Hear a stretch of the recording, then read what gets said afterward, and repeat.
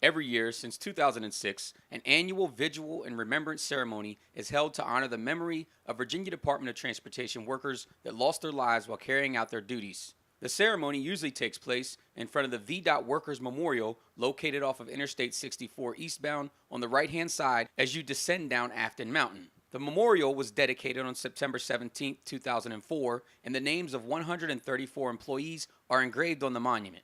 These brave men and women lost their lives in between 1928 and 2012. VDOT holds the annual vigil and ceremony during their annual Work Zone Awareness Week. Last night, the ceremony had to be moved indoors due to inclement weather. After a moment of silence to remember those that lost their lives serving the Commonwealth and its citizens, several speakers took to the podium, including VDOT's Culpeper District Engineer John Lynch, Executive Director of Drive Smart Virginia Janet Brooking, Virginia State Police's Bureau of Field Operations Director Lieutenant Colonel Matthew Hanley, VDOT's Commissioner Stephen Birch, and the Virginia Secretary of Transportation Shannon Valentine. While all of these speakers spoke eloquently and delivered messages about the importance of highway and road safety, without a doubt, the man that moved the room was Virginia Transportation Research Council's senior research scientist, Jimmy White. White was a VDOT employee for over 50 years and knew many people whose names are engraved on the VDOT Workers Memorial. Last night, he went into detail about Danny Kegley's life and death. White worked with Denny for about 12 years,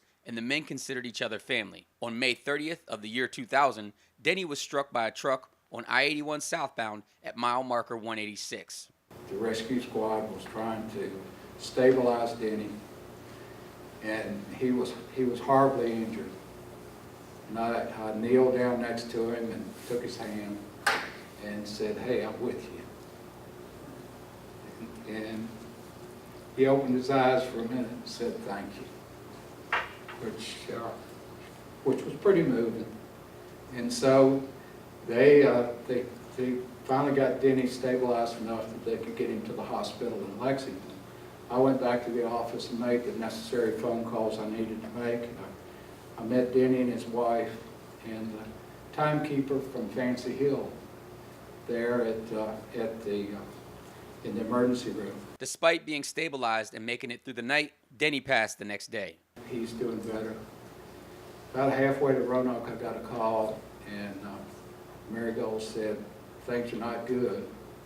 They're going to take him off of life support, but the family doesn't want him to do it till you can be here." So I met the commissioner and the state maintenance engineer in front of the hospital, and I said, "Guys,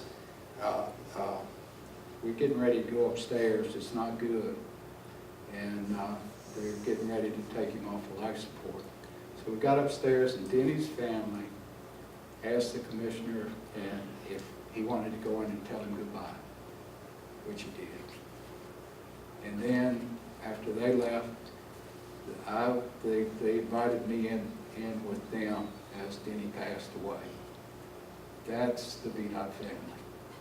That's really, truthfully it. What I would like to challenge you with tonight is as you leave today, when you ride down the road, think about Denny. When you ride by a work zone, think about Denny. Now, some positive numbers did come out at last night's ceremony. Here's VDOT Commissioner Stephen Birch. The good news to share with you this evening, though, is crashes, injuries, and fatalities in our work zone last year have decreased. There was a 5% decrease in the overall number of crashes, 5% decrease in the number of injuries that we have, and more importantly, we've experienced more than an 18% decrease in our fatalities. That's a critical improvement, but that does not mean that we can rest. We know that there's many contributing factors to work zones crashes, and as highlighted already this evening, distracted driving is that problem that continues to grow. I am committed, and this agency is committed, to making work zones safer. So please remember, not just during Work Zone Awareness Week, but every day throughout the year, to buckle up, no distracted driving, and follow all safety signs and laws. It could save someone's life. In Charlottesville, Theodore Whitelow, Breaking Through News.